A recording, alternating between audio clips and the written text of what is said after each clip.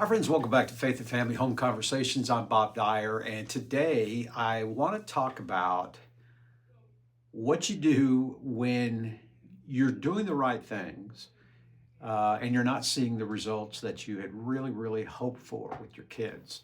You're having conversations, you are trying to be intentional, you are bringing truth into your home, uh, but your child seems uninterested, maybe distracted, maybe even indifferent.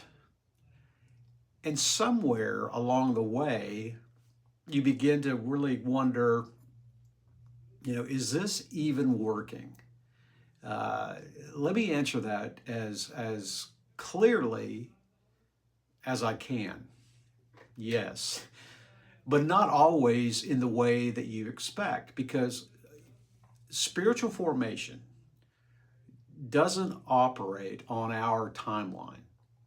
It operates on God's.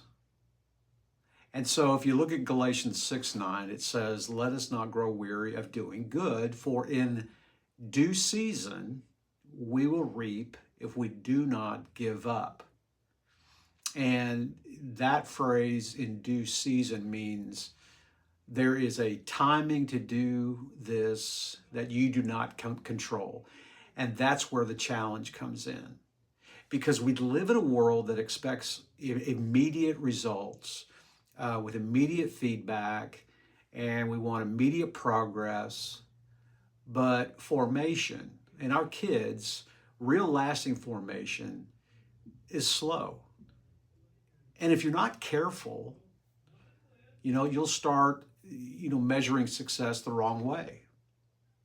You'll start looking for, quick responses, visible enthusiasm, instant agreement and compliance. And when you don't see those things, you'll begin to lose confidence in what you're doing. But let me give you a better way to think about this. Your job is not to produce visible results. Your job is to be consistently faithful. 1 Corinthians 3:6 and 7 says, "I planted, Apollos watered, but God gave the growth." And that's one of the most freeing truths for a parent.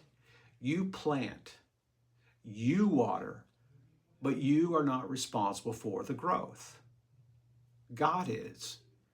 Now, that doesn't remove responsibility, it clarifies it, because you still have a role to play.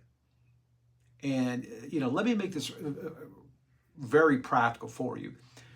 What does faithfulness actually look like when you don't see results? Well, first, stay consistent in small things. Don't abandon the daily and weekly rhythms just because they don't feel impactful. And again, once again, we go back to Deuteronomy 6:6 and 7, because it says, "These words shall be on your heart. You shall teach them diligently to your children." And again, that word diligently carries the idea of repetition over time, not intensity, not occasional bursts, but steady, repeated investment. And second, you have to guard your tone. When you're discouraged, it really does show. I know that in my life. And, we become sharper, more frustrated, more controlling. But remember Ephesians chapter 4, verse 2, because it calls us to walk with all humility and gentleness with patience.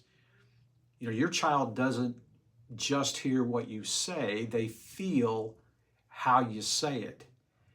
And if faith becomes associated with pressure or frustration, they will begin to resist it at a deeper level. And so finally, then I'd say, we have to separate faithfulness from feelings. And there will be days that you don't feel effective. days you feel disconnected, days you wonder if you're making any difference at all. We have to stay faithful anyway. In 2 Thessalonians 3:13 says, "As for you, brothers, do not grow weary in doing good." Faithfulness is not driven by how you feel.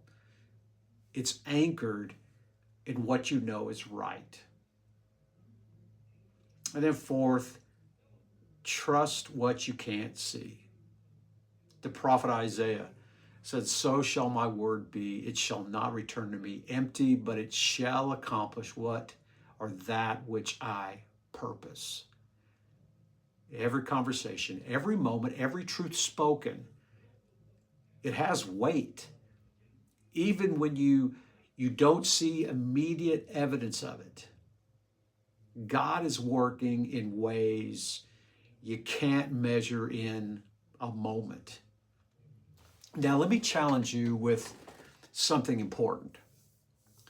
Don't quit too early. Some parents start strong, but drift when they don't see results quickly. This is an ongoing conversation because a lot of parents pull back, or they get quieter, or they disengage. And maybe not intentionally, but gradually. And over time, that consistency that once shaped the home begins to fade. Stay in it, stay steady, because the impact of what you're doing is cumulative. It builds over time. So we have to be consistent. Let me leave you with this picture. You're not just having conversations. You are laying a foundation. And foundations are not built in moments of excitement. They are built slowly, intentionally, and often out of sight. But when the weight of life comes, that foundation is extremely important, and it matters. You don't measure your success by what you see today. Measure it by your faithfulness over time, because that is really what God honors, and that is what shapes a life. So, let's leave this here, but next time we're going to begin stepping into how to create a long-term vision for your family, one that carries beyond just today and into the years ahead, because this is not just about raising kids, it's about building a legacy of faith. So until then, stay faithful, stay grounded, and keep the conversation going.